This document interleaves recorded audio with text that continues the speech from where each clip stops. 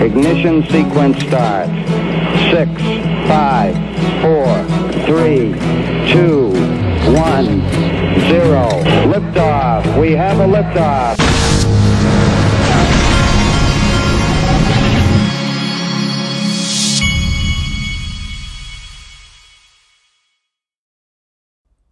Hey everybody, this is the Digital Asset Investor, and if my calculations are correct, if my gut is correct, then Ripple equity, private equity, might only be on the Link2 platform for 90 more days or less. And they do have it on the platform, and they are one of my sponsors, and the link is in the description. If you click on it, you can click on that link and tell them DAI sent you. If you're an accredited investor, they may have some Ripple equity left. Now, I'm going to give you my settlement theory here, folks, because it's like Kid Rock said, I was born at night, but not last night, baby. Okay? That's in one of his songs, I believe. Now, I showed you this tweet in an earlier video, but I want to zero in on what David Schwartz, what I think is being said in this tweet, Brad Garlinghouse's tweet, and Stuart Alderoty's tweet. Because remember, the SEC fought for over a year to not show these Hinman documents. And no telling what it could be in those Hinman documents that, and I've said for a long time, that we're never going to see what, and I stand by that. We're never going to see those documents because I think they're going to get them sealed. That's what I believe. I'm no attorney, but that's what I think. I believe that what you're seeing in some of these tweets, maybe not from Schwartz, but I believe what's being said is that this could change the game because it can be used as leverage to get the settlement that Ripple wants. That's what I think these words mean. He said, he's talking about how he didn't think that finding the corruption and all really mattered because it wouldn't make a difference. But right here he says, I didn't think it had any chance of changing anything. In other words, now he does think that finding the corruption has a chance of changing things. In other words, getting a settlement, this is me talking now, getting a settlement that you wouldn't have gotten otherwise when you wouldn't have gotten it otherwise. I also think that Brad Garlinghouse, when he says, when the truth eventually comes out, the shamefulness of their behavior will shock you. I believe that is Brad Garlinghouse's way of saying, hey, Gary, when the truth comes out, if you don't settle this thing, I'm not saying Brad Garlinghouse is saying this. I'm saying this is what I'd be saying if I was in Brad Garlinghouse's shoes. What I would mean by this would be, hey, Gary, when the truth eventually comes out, which it's going to if you do not settle this case, the people are going to be shocked. And there's no telling what your repercussions are going to be and the SEC's repercussions. And you're going to have presided over it. If I was Stuart Alderoty, this is what I would be saying with this. While they remain confidential for now, but Gary, they're not going to remain confidential if you don't settle this and give us the terms, which I've told you publicly, the only way we settle, and probably privately too.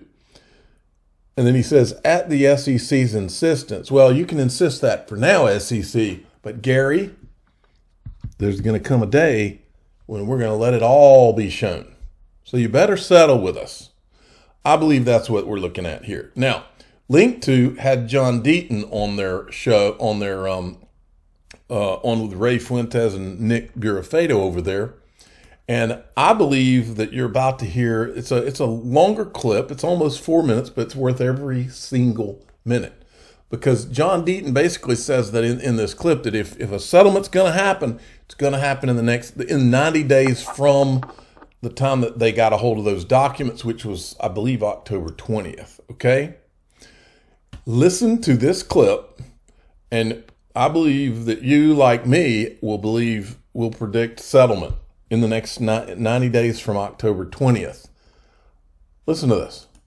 So, John, taking that into consideration, I know that we recently saw Jeremy Hogan suggest that if there was going to be a settlement, he thought it might happen by the end of the year. And tell me if I'm wrong, but I think I read somewhere that 90% of all SEC cases end in a settlement. And if that's correct or not, but do you think that that is where we end up, or do you think this thing is going to go to the judge? How do you think this thing ends up? If there was going to be a settlement, it would be from within. Let me pause this for a minute. Is linked to listening to Enya or something like that? I love Enya.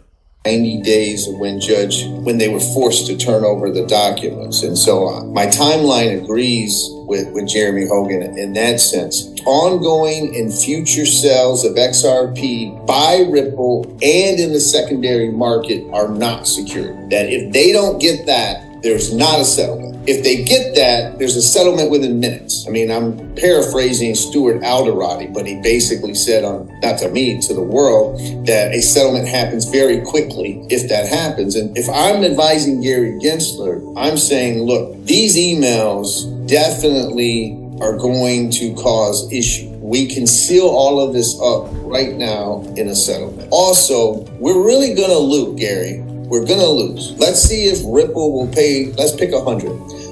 Sorry, I went in and stole some of my son's candy. He is monitoring his it's not Halloween yet, but he's been going to some of these fall festival type things and getting candy. I'm stealing some of his candy. So if you hear me sucking on a lollipop, it is because I stole my son's candy.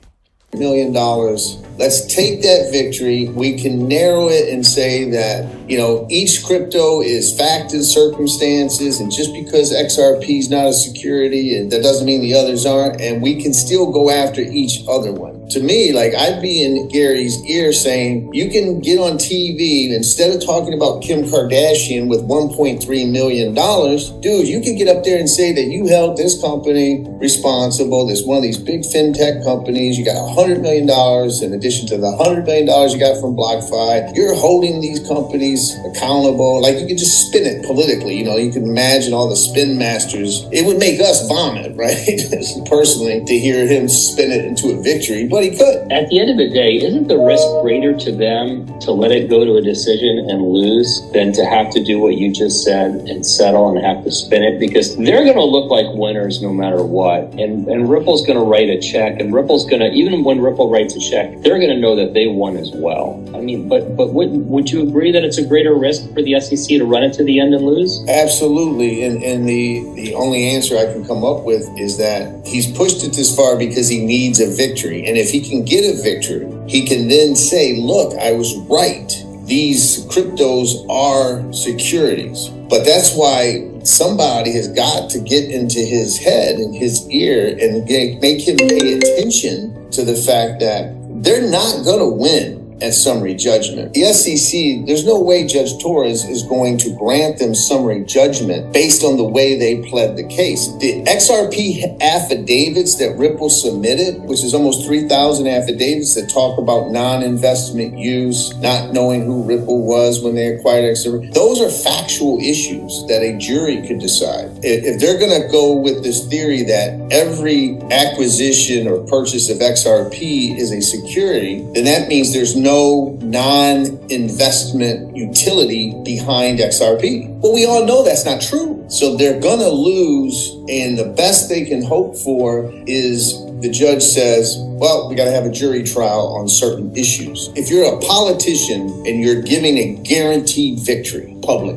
victory, or your enforcement lawyers are saying there's like an 80 to 90% chance we're going to lose, Gary. What does the politician do, right? He takes the guaranteed political win. And so that what makes me think that it should say.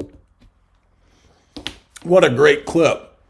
Sorry, this is an apple caramel lollipop. It is excellent. Now, so for the reasons he laid out, I believe there's going to be a settlement in the next 90 days.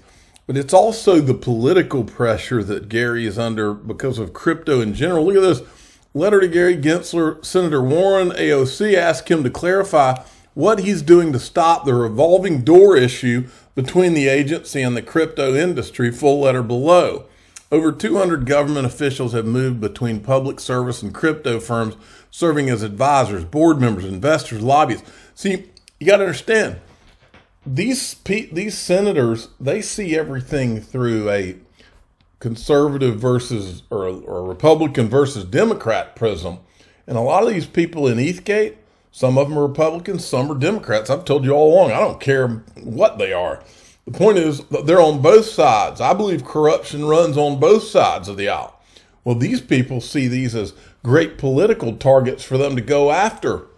And so they're putting pressure on Gary about that. Then you got this from Charles Gasparino. If trendline favors GOP in the House and the Senate through Election Day, SEC Chief Gary Gensler, two biggest agenda items, his market overhaul and ESG mandates, will face some of the stiffest opposition. Sources say GOP likely to limit SEC funding to prevent these rules. Well, GOP then, why don't you limit the SEC funding in crypto until Congress gets a framework in place?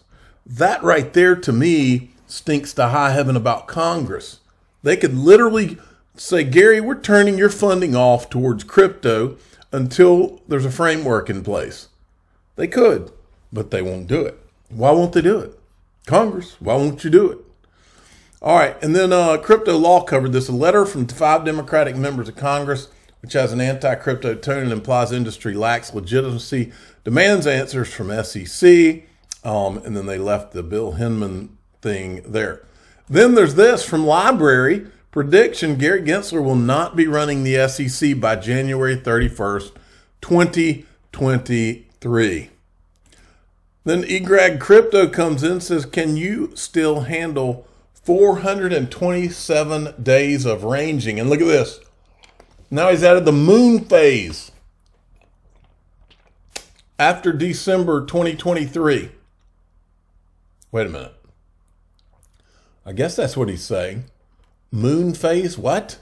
I don't know what this chart's saying. Interesting, though. Now, I want to leave you with this. This guy tweeted this. And I told you a long time ago. Somebody told me a long time ago, and I won't say who it is. They said that XRP was created to prevent World War III, and that this was all about the petrodollar. Petrodollar is already dead. A new reserve currency has been set up to take its place. A neutral bridge between all digital assets. Hashtag XRP. Report, Saudis not only refuse Biden's oil demands, they make fun of his mental status behind his back. Watch this if you really want to understand. When, not if, the petrodollar system begins to crumble, the dollar will begin its death spiral. Right now, America has a permission slip to print all the dollars that it wants to print. Why?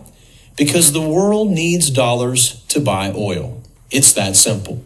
So the Fed just prints away, knowing that the global demand for U.S. dollars and for U.S. debt should remain strong enough to prevent hyperinflation. However, when OPEC and the other major global oil players decide to pull the plug and finally denominate their oil sales in another currency other than the dollar, the artificial demand for the dollar will decrease. The U.S. will be stuck holding a lot of worthless paper dollars that no one needs anymore, which will ultimately lead to massive inflationary pressures on the U.S. economy. Don't think that this won't happen.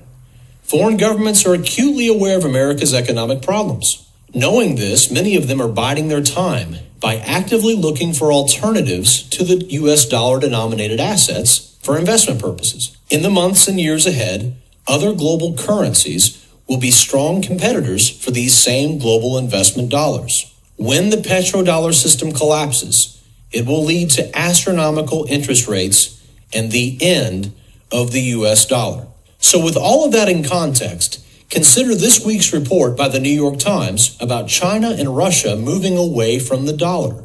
According to the report, the two countries opened direct trading between the Chinese yuan currency and the Russian ruble, thus allowing them to completely avoid the U.S. dollar in their bilateral trade. Among their imports and exports that will avoid the use of dollars? Oil.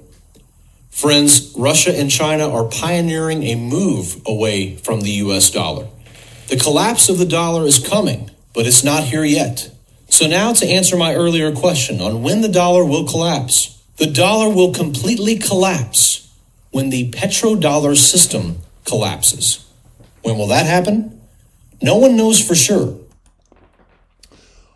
So that's from 2007 right there, that video you just watched. And I basically said, look around you. We have to be close. I'm the digital asset investor. I'm not an investment advisor. This is for entertainment purposes only. Please subscribe, hit the like button, and tell your friends and family that I predict there will be a settlement in SEC versus Ripple within 90 days from that October 20th, assuming October 20th is when they got the documents. That's what I believe.